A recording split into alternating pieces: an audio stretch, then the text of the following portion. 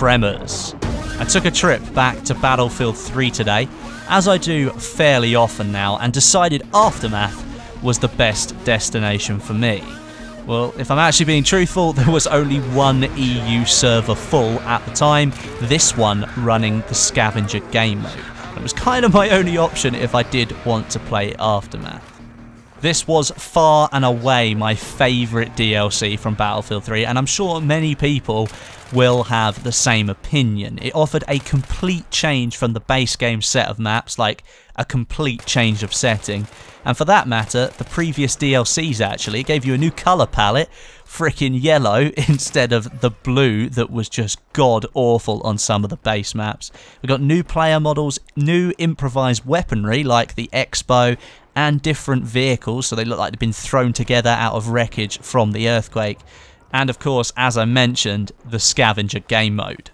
Aftermath is very similar to the Final Stand DLC for Battlefield 4 in many respects, which again went out further than the other DLCs on offer to give players something truly unique in its identity. Final Stand offering the classic all-out battlefield warfare across massive maps, draped in this 2142-esque set of clothes, and Aftermath offering a perfect balance of infantry and vehicle warfare in a brand new setting, and it kind of looked roughed around the edges. It's not something that had really been tried before in the Battlefield franchise.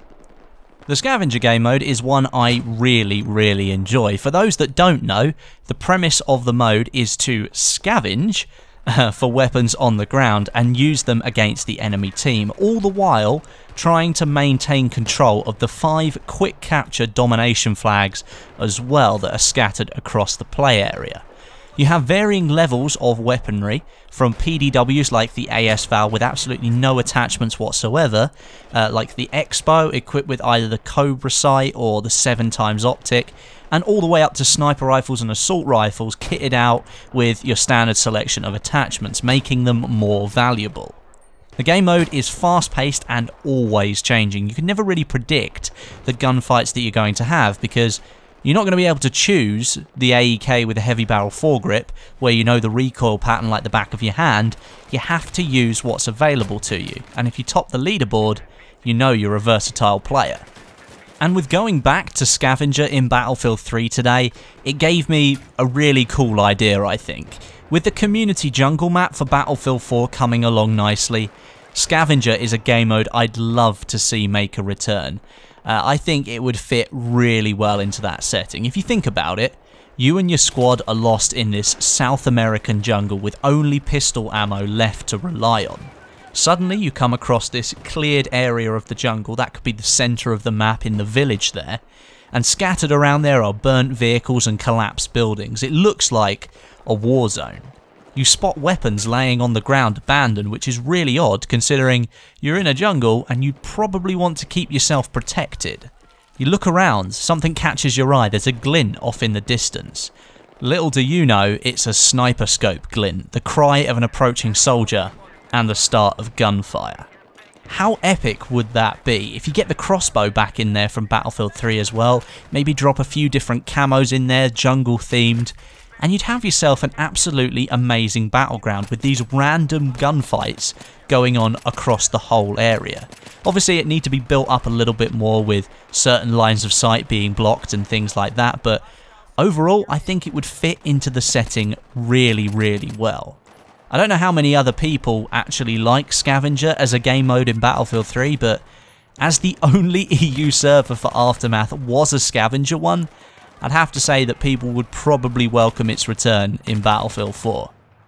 Something else that caught my attention during the time I spent on the Battlefield 3 servers was the Tremors that shake through the Epicenter map. This was of course a really cool feature when the DLC first launched back at the end of 2012 now, so nearly 3 years ago, but I never really recognised what it actually meant.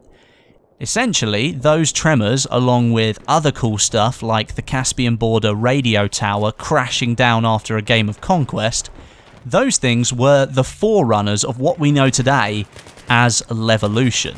It wasn't called that back in Battlefield 3, it wasn't called anything, they were just features of these maps. But when DICE were doing that in Battlefield 3. What they were essentially doing was gauging feedback from the community for their next game, Battlefield 4, to see if the community liked what they were doing with these kind of things.